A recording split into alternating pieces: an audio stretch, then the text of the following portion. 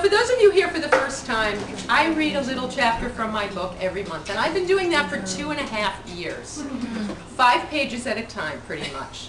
So we started in September of 2008, and it's now January of 2011, and I'm on page 173, and there's still 250 more pages to go. So we're going to be doing Women Who Write for a really long time.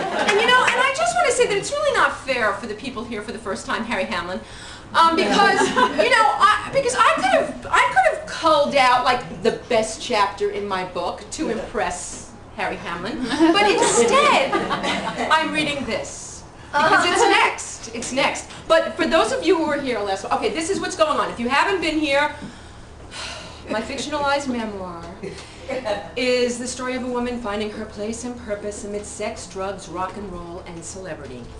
Okay, so this installment finds Andy, a 30-something rock and roll promoter, ex-comedian, in 1989, after she's broken a date with Barry, her childhood best friend, who she's reconnected with after 20 years, thanks to Lenny, her stand-up teacher, who she's been friends with for years and has just gone on a first date with. And on that very date, discovered Barry again through Lenny, because they're writing partners. Oy vey. It's the 4th of July, and she's canceled the date with Barry to go to a hip industry barbecue with Lenny. You guys following this who weren't here? Okay. And she's then going to meet Barry afterwards, because she's such a nice girl. And oh yeah, she's been to a psychic recently who's told her that there's this whooshing sound, so don't hold names verbatim, because sometimes they whoosh by her and she gets them a little wrong, but that she's definitely going to marry Vinny, the pizza boy toy of the exceedingly famous Pandora Amora. That's definite. Yeah, okay.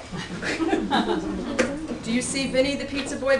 This, I made this up, so it doesn't matter. Oh yeah, okay. And she's a rock and roll promoter because Lenny gave her her first stand-up gig in a rock club that she's running, and it's 1989.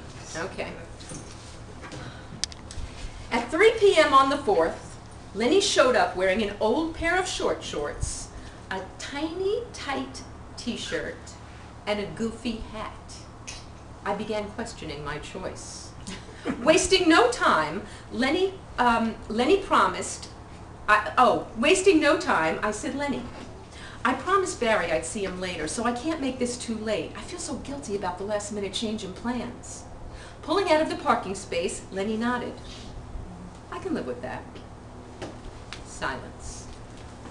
By the way, he said, since you're not doing stand-up anymore, would you mind if I use the punchline from that Kennedy joke we wrote together? What? You know, the one that ended, that's like Oswald saying Kennedy shot first? Yes, I mind. I paid for that joke. No lightweight Lenny, he'd wasted no time in hitting me back, right between the eyes. With that, I moved as far away from him as I could get, already keeping my distance thanks to my guilt and that outfit. This development had me hugging the door. What was I doing here? What had I done?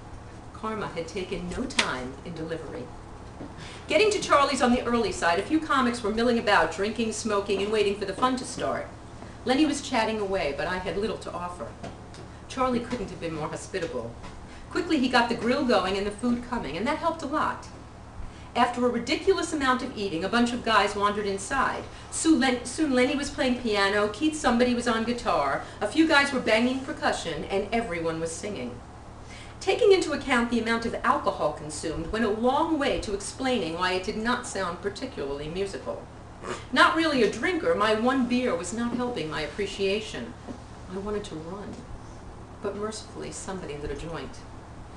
Far from the exciting day of networking I was anticipating, I could have gone to McShitsky's on the corner and accomplished just as much. Take away the brick wall, the lights, load them up with liquor and put them in ill-fitting clothing, and comedians are just a bunch of schmagaggies. We all headed down to the beach at dusk as the drinking kicked into high gear. Everyone was having a ball. Everyone, except me. And Lenny, I suspected. He couldn't possibly have missed my discomfort. As soon as the fireworks ended, I reminded Lenny that I had to get back to the city.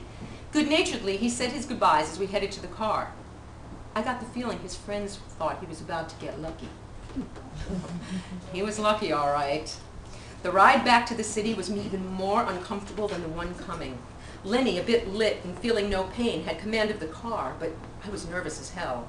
In a fine mood for most of the trip, it wasn't until I asked him to drop me on the Upper East Side that he seemed to remember where I was headed.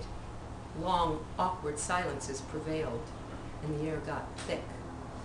As we approached Barry's corner, I saw him standing there as the cars went by. I hoped Lenny didn't notice. "I'll jump out here," I said, still on the far side of the street. "Don't be silly, it's a green light, I'll drop you in front." Just as Lenny said those words, he must have caught sight of Barry, and Barry of him, because Barry started walking down the street away from the car without acknowledging us or turning around. I better just jump out. As Lenny stopped the car, I leaned over and kissed him briskly on the cheek. "Thanks, Len. It was fun." I get the feeling it really wasn't. "Sorry. It's not your fault. I brought it on myself. I apologize for being such lousy company. I did a stupid thing, and unfortunately, we all paid the price." "It's cool. Call you tomorrow?" "Great. Thanks, Lenny. The fireworks were spectacular."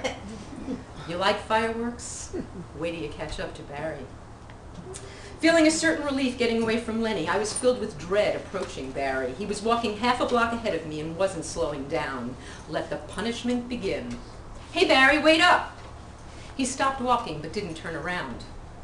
"You'll be happy to know that I had a horrible time. It was so not good. Things are getting all mucked up. Lenny and I were much better as friends. We weren't meant to date. It was so uncomfortable."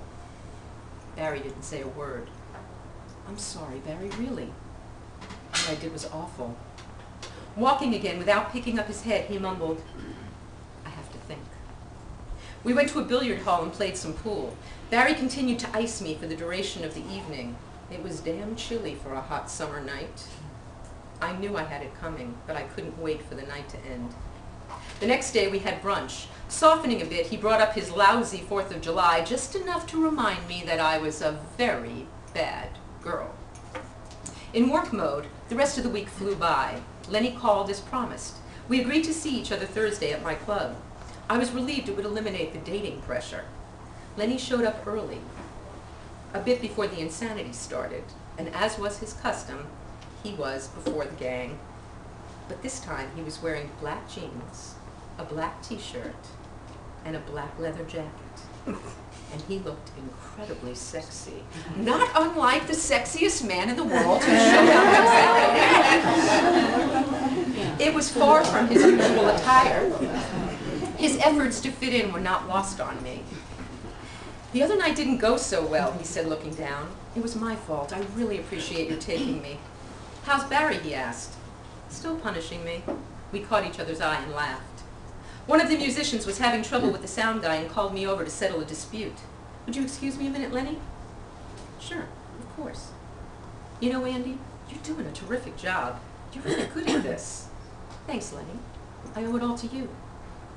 Walking away, I remembered why I liked the guy so much. Who was I to judge him? I was the schmuck. The club got really busy quickly. The next thing I knew, an hour had passed. As I made my way to the bar, I noticed Lenny was gone. I'm gifted at making a bad situation worse. As the evening was winding down, Marianne and I shared a nightcap. Reaching for my wallet to tip the bartender, I dropped my purse. As I leaned over to retrieve the scattered contents, I noticed a piece of paper under my stool. There was familiar writing on it. Flipping it over, a perfect likeness of me was staring back. A pencil sketch that could almost have been a photograph. "Look at this," I said, offering it to Marianne. "That's incredible. Who did it?" "I think Lenny did." As soon as I got home, I called him. It was really late, but he was a night crawler like me. He was still awake and sounded surprised, but happy to hear from me. I decided not to mention the sketch. Well, not yet, anyway. I filled him in on the rest of the night. After a few minutes, he asked, "Free for dinner Sunday?" "I'm working in Jersey for the weekend, and I'm off on a cruise ship for a couple weeks after that." With the 4th still fresh in my mind, I hesitated. But remembering the pencil drawing and how great he looked, I asked, "What time?" On Saturday, I had